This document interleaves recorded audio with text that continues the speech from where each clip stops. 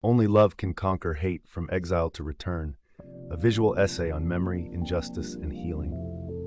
The sequence of images tells a single continuous story, one that spans centuries but remains painfully present. It begins with removal, Africans taken from their ancestral land, uprooted not by choice but by force. Chains, ships, burning villages, and silent suffering form the visual language of the first chapter.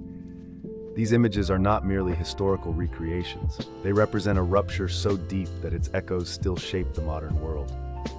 The violence was not only physical but spiritual, an attempt to erase identity, language, and belonging.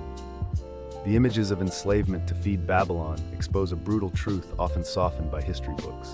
Entire systems of wealth, empire, and modern prosperity were built on stolen labor.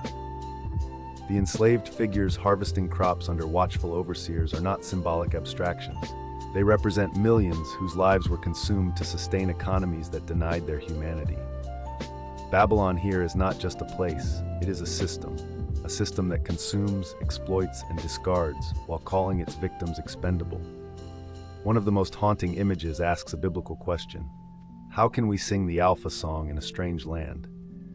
This moment captures the psychological violence of displacement. It speaks to the demand placed on the oppressed to perform joy, faith, and gratitude while living under constant threat. Singing becomes resistance, survival, and remembrance. Even in chains, the spirit refuses silence. The narrative then shifts to contradiction. After centuries of forced displacement, exploitation, and exclusion, the same voices that benefited from this history now say, "Go back to Africa." The images of confrontation, pointing fingers, hostile crowds, state power, expose the hypocrisy at the heart of modern racism and xenophobia. How can a people be stolen from their land, forced to build another, and then told they do not belong anywhere? The image of ICE pursuing a black man brings the story fully into the present. It reveals that the logic of capture, control, and fear did not end with slavery, it evolved. Surveillance replaces chains, uniforms replace overseers, but the anxiety remains the same.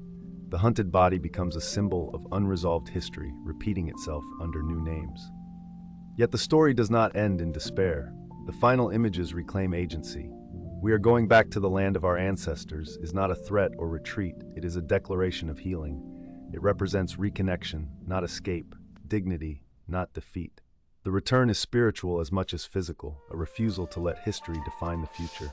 The closing image, "Only Love Can Conquer Hate," is not naive optimism. It is a radical statement. After everything shown, chains, exile, violence, pursuit, love becomes an act of resistance. Not passive love, but conscious love rooted in truth, memory, and justice.